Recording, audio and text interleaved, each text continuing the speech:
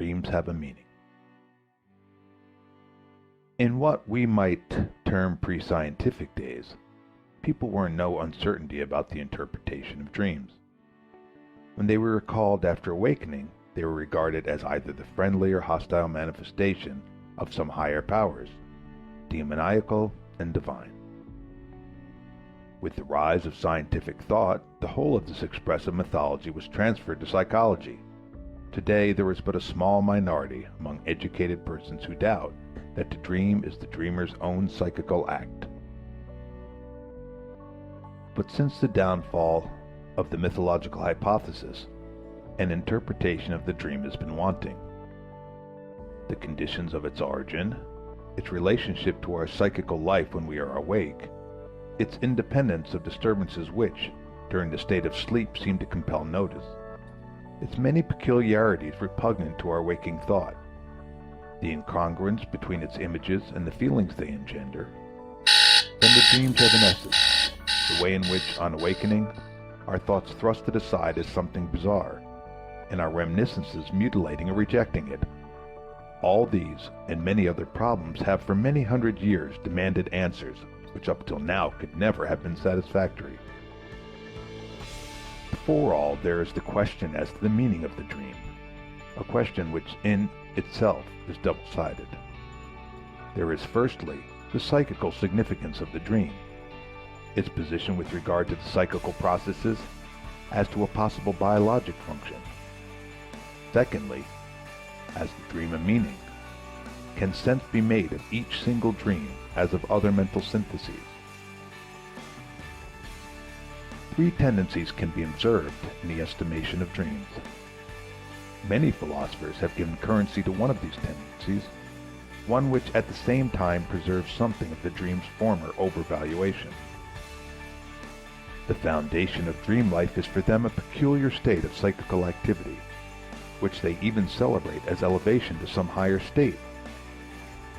Schubert, for instance, claims, "The dream is the liberation of the spirit from the pressure of external nature, a detachment of the soul from the fetters of all matter."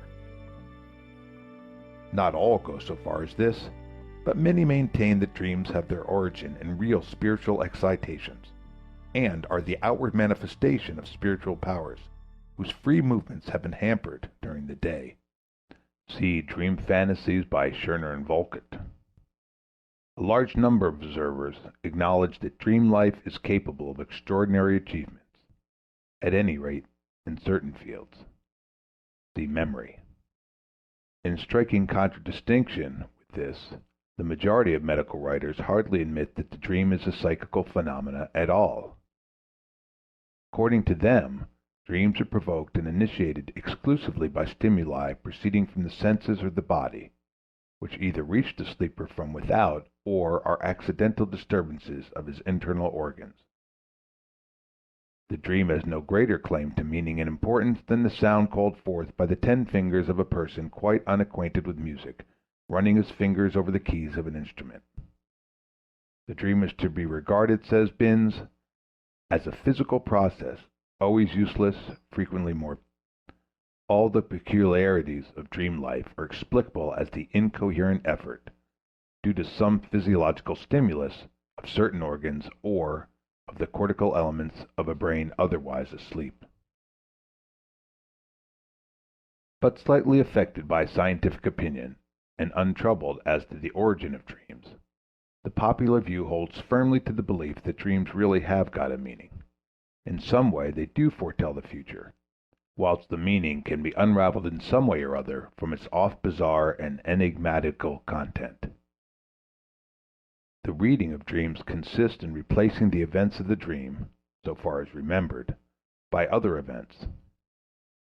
This is done either scene by scene, according to some rigid key, or the dream as a whole is replaced by something else of which it was a symbol. Serious-minded persons laugh at these efforts. Dreams are but sea foam. One day I discovered to my amazement that the popular view grounded in superstition, and not the medical one, comes nearer to the truth about dreams. I arrived at new conclusions about dreams by use of a new method of psychological investigation, one which had rendered me good service in the investigation of phobias, obsessions, illusions, and the like, and which, under the name "psychoanalysis," had found acceptance by a whole school of investigators. The manifold analogies of dream life, with the most diverse conditions of psychical disease in the waking state, have been rightly insisted upon by a number of medical observers. It seemed, therefore, a priori hopeful to apply the interpretation of dream methods of investigation which have been tested in psychopathological processes. Obsessions and those peculiar sensations of haunting dread remain as strange to normal consciousness as do dreams to our waking consciousness.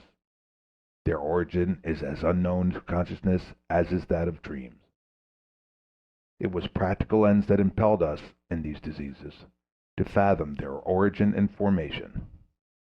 Experience had shown us that a cure and a consequent mastery of the obsessing ideas did result when once those thoughts, the connecting links between the morbid ideas and the rest of the psychical content, were revealed, which were heretofore veiled from consciousness.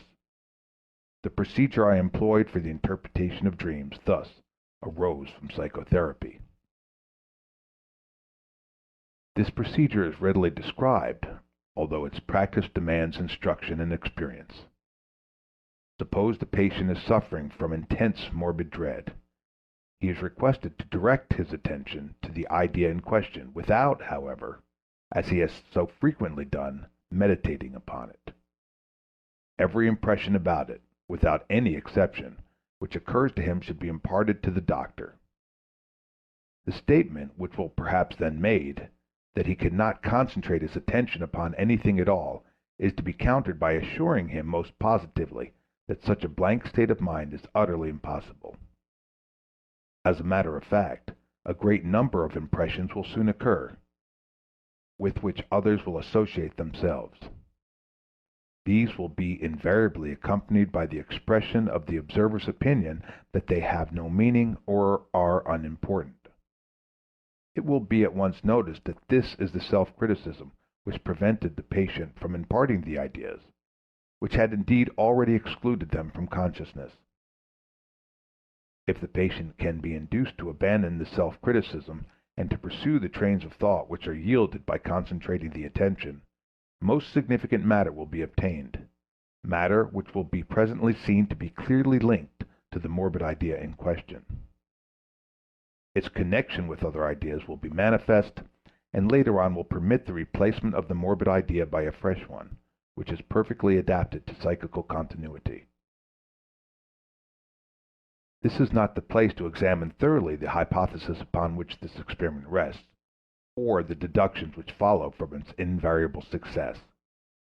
It must suffice to state that we obtain matter enough for the resolution of every morbid idea, if we especially direct our attention to the unbidden associations which disturb our thoughts, those which are otherwise put aside by the critic as worthless records.